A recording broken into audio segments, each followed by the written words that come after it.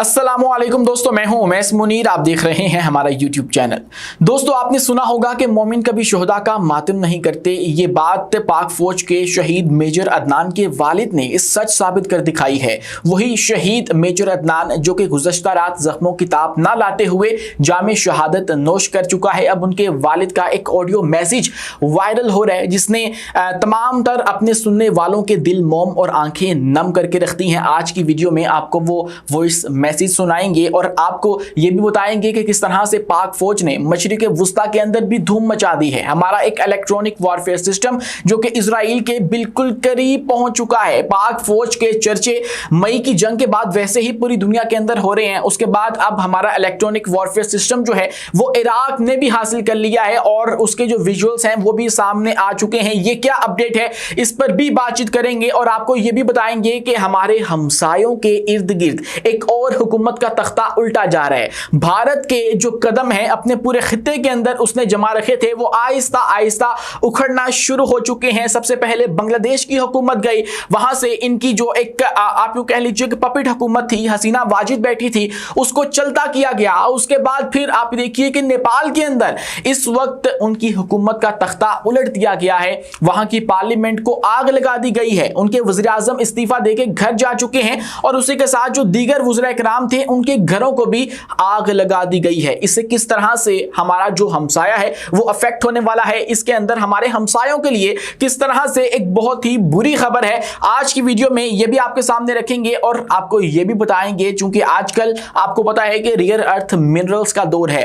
पूरी दुनिया जो है वो आप चाइना को देख लीजिए, अमेरिका को देख लीजिए, वो रियर अर्थ जो मिनरल्स होते हैं उनके पीछे जो है वो तगोदो कर रहे हैं और ये भी कहा जा रहा है कि अगली जो जंगें हैं हो सकता है वो भी इन्हीं मिनरल्स के ऊपर लड़ी जाएं। और इसके अंदर भी पाकिस्तान का आपको पता है कि खुदा ने कितने खजाने पाकिस्तान की सरजमीन के अंदर छुपा दिए हैं। तो ऐसे में पाकिस्तान ने उनका इस्तेमाल करते हुए $500 मिलियन की एक नई डील लॉक की है, एक नई सरमायाकारी जो कि पाकिस्तान के अंदर की जाएगी।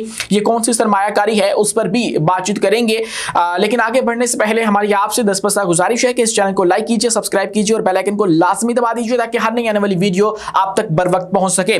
दोस्तों, मजीद खबरों की तरफ तो बाद में आएंगे, लेकिन उससे पहले जो सबसे लेटेस्ट और एक अफसोसनाक खबर यह सामने आई है कि हमारा एक मिराज तैयारा, मिराज 5 रोज 3 फाइटर जेट जो है वो सरगोदा के करीब गिरकर जो है वो तबाह हो गया है। उसको कोई टेक्निकल फेलियर का सामना करना पड़ा। वो रूटीन की एक्सरसाइजेस कर रहा था और ट्रेनिंग एक्सरसाइजेस जो है उसकी वो चल रही थी, जिसके बाद हमारा जो पायलट है उसके अंदर उसको उड़ाने वाला जो हमारा पायलट था वो इजेक्ट करके कामयाबी से अपनी जान बचाने में तो कामयाब रहा है, लेकिन वो जो तैयारा था उसकी इतलात आ रही है कि वो गिरकर तबाह हो चुका है। ये जो तैयारे हैं वो पाकिस्तान के पास इंतहाई पुराने और कदीम आप यूं कह लीजिए कि तैयारे हैं और हम लोग इनको बस अपनी जो एयरफोर्स है उसके अंदर से रिटायर करने ही वाले हैं। तो ऐसे में ये एक अफसोसनाक जो वाकया है वो सामने आ चुका है। इसके अलावा दोस्तों, हमने आपको रिसेंट वीडियो में बताया था कि जो मेजर अदनान है वो अस्पताल के अंदर अपनी जिंदगी की जो जंग है वो लड़ रहे हैं और वहां से भी उनकी एक वीडियो वायरल हुई थी जिसके अंदर वो अपने साथी का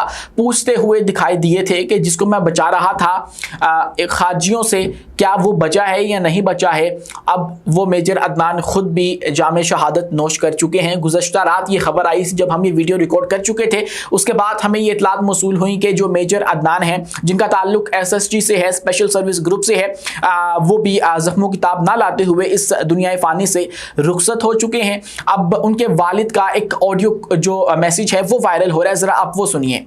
बेशक बेशक अफनान उस्ताद रेडियो मुबारक शी, वो आपका दोस्त शहीद हो गया है और वो अल्लाह के राह पे है और हम उसके ऊपर अल्लाह पाक का शुक्र अदा करते हैं। और आप अपने हिसाब से मैसेज करते हो तो कर दो और जनाजा कल हम असर के बाद, जनाजे का भी ऐलान ना करो लेकिन वो कल के ऊपर कर दो, ठीक है ना। तो अभी इस तरह से मैसेज कर दो अपनी यूनिट वगैरह को, जो भी आपके अफसर हैं कि अदनान साहब शहीद हो गए हैं और सबको उनके मामू की तरफ से, उनके वालिद की तरफ से मुबारकबाद हो कि आपका एक और बेटा इस मुल्क पे कुर्बान हो गया। ये ऑडियो मैसेज सुनने के बाद कोई ये नहीं बता सकता कि ये उस शख्स का वालिद है जो कि इस दुनिया में नहीं रहा है। मतलब बेटों के जनाजे उठाना सबसे मुश्किल काम इस दुनिया के अंदर तस्वुर किया जाता है। वालिदैन के लिए अपनी जवान औलाद का जो जनाजा है वो उठाना कोई आसान काम नहीं होता। और ऐसे में इनके जो लहजे हैं उसके अंदर आप देखिए कि आपको कहीं भी कोई लग्जिश नजर नहीं आएगी, किसी किस्म की कोई हिचकिचाहट नजर नहीं आएगी। और वो मुबारकबाद दे रहे हैं पूरी कौम को और उसके दोस्त को और उसके जो पीछे कमांड है, उसकी तमाम जो फोर्सेस हैं उसको मुबारकबाद दे रहे हैं कि हमारा एक और जो बेटा है वो जामे शहादत नोश कर चुका है। तो ये वो जज्बा है जो कि हमारी पाक फौज के जो ये जवान हैं उनके साथ हमारी आवाम को कनेक्ट किए रखता है।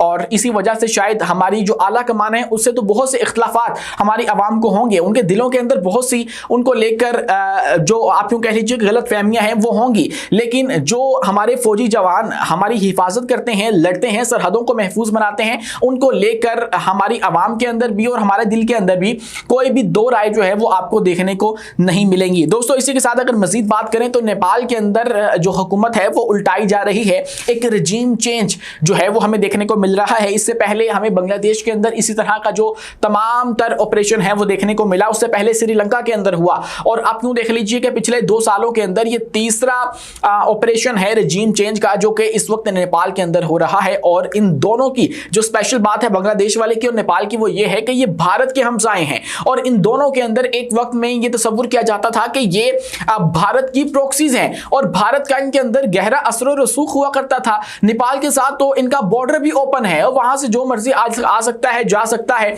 और बांग्लादेश के अंदर फिर सूरत हाल बदली और वहां से इनकी जो पपेट हुकूमत है उसको चलता किया गया, हसीना वाजिद को निकाल दिया गया, उनके घरों को आग लगा दी गई और उसके बाद उनकी वापसी के तमाम तर रास्ते जो हैं वो बंद कर दिए गए। ऐसा ही कुछ हुआ है नेपाल के अंदर। एक एहतजाज शुरू हुआ कि आपने सोशल मीडिया जो एप्स हैं उसको बैन क्यों किया है। और ये एहतजाज करने वाले हमारी एज ग्रुप के लोग थे, जेन जी की मैं बात कर रहा हूं। और जेन जी ने जब बाहर निकल कर ये एहतजाज किया है तो ये एहतजाज एक आप यूं कह लीजिए कि रजीम चेंज तहरीक की सूरत जो है वो इख्तियार कर गया। उसके बाद फिर उनके वज़ीर आज़म को इस्तीफा देकर मुल्क से भागना पड़ा।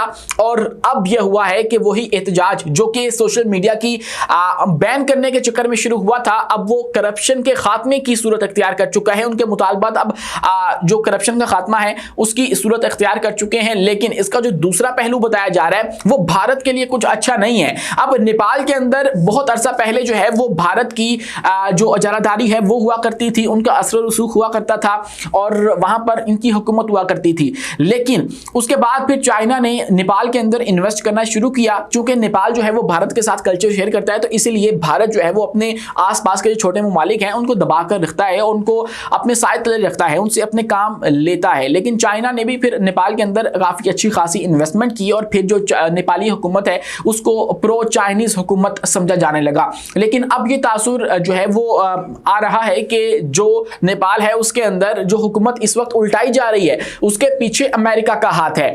और अमेरिका जो है वो भारत का एक और जो बाजू है वो काटने की कोशिश कर रहा है। और अगर यहाँ से जो प्रो चाइनीज़ हुकूमत है वो चली जाती है और वहाँ से फिर जो CIA की नई बनाई हुई हुकूमत है वो आ जाती है तो तब भी भारत के लिए कोई अच्छी खबर नहीं है। क्योंकि आजकल जो हज़रत डोनाल्ड ट्रंप है उन्होंने डंडा उठाया हुआ है और वो रोज़ाना की बुनियाद के ऊपर मोदी के सर पे मारते हैं। और अब एक और हुकूमत अगर उनके आसपास ही उनकी बनाई हुई आ गई, हाँ ये होगा कि वहाँ से चाइना का जो असर रसूख है वो ख़त्म हो जाएगा लेकिन अमेरिका का असर रसूख आ जाएगा। और अमेरिका की बनाई हुई जब हुकूमत आ जाएगी तो फिर भी जो भारत है उसके लिए कोई बहुत ज़्यादा अच्छी खबर आपको नहीं सुनने को मिलेगी। और इसको लेकर जो भारतीय हैं वो इस वक्त बहुत ज़्यादा परेशान हैं कि ये आखिर हमारे हमसायों के साथ हो क्या रहा है। इससे पहले जो हसीना वाजिद की हुकूमत उल्टाई गई, हाँ इस बात के कोई भी शवाहिद नहीं मिलते हैं लेकिन ये इल्ज़ाम लाजमी लगाया गया, हसीना वाजिद ने खुद भी लगाया कि मेरी हुकूमत उल्टाने के पीछे अमेरिका ही था। तो अब अमेरिका शायद लगता है कि इनके आसपास की जो हुकूमतें हैं वो एक एक करके गिराता चला जा रहा है, वहाँ पे अपनी जो आप यूँ कह लीजिए प्रोक्सीज जो हैं वो कायम करता चला जा रहा है जो कि भारत के लिए बिल्कुल भी अच्छा नहीं है। दोस्तों इसी के साथ बात करें तो एक और बहुत बड़ी डेवलपमेंट जो है वो सामने आ रही है। मई की जंग आपको याद हो कि उसके बाद पाकिस्तान से बहुत सी एयरफोर्सेस ने राब्ता किया और राब्ता करने के बाद यह मुतालबा किया गया कि हमने आपकी जो मल्टी डोमेन वॉरफेयर स्ट्रेटजी है वो सीखनी है क्योंकि हमने उसको बहुत अच्छे से परफॉर्म किया था और उसके बाद हमारे जो हथियार हैं उनकी धूम भी पूरी दुनिया के अंदर मच गई, वो मकबूल हो गए और लोग हमसे खरीदने आ रहे थे। तो ऐसे में एक और अहम तरीन डेवलपमेंट ये हुई है कि इराक जो कि मशरिक वस्ता का एक अहम मुल्क है, वहां पर पाकिस्तान का बनाया हुआ एक इलेक्ट्रॉनिक वॉरफेयर जो सिस्टम है वो देखा गया है। और जो इराकी फोर्सेस हैं उन्होंने उसकी जो ट्रायल बेस पे मशकें हैं वो करवाई हैं और उसके अंदर जो चीफ ऑफ स्टाफ हैं इराक के वो भी शरीक हुए हैं।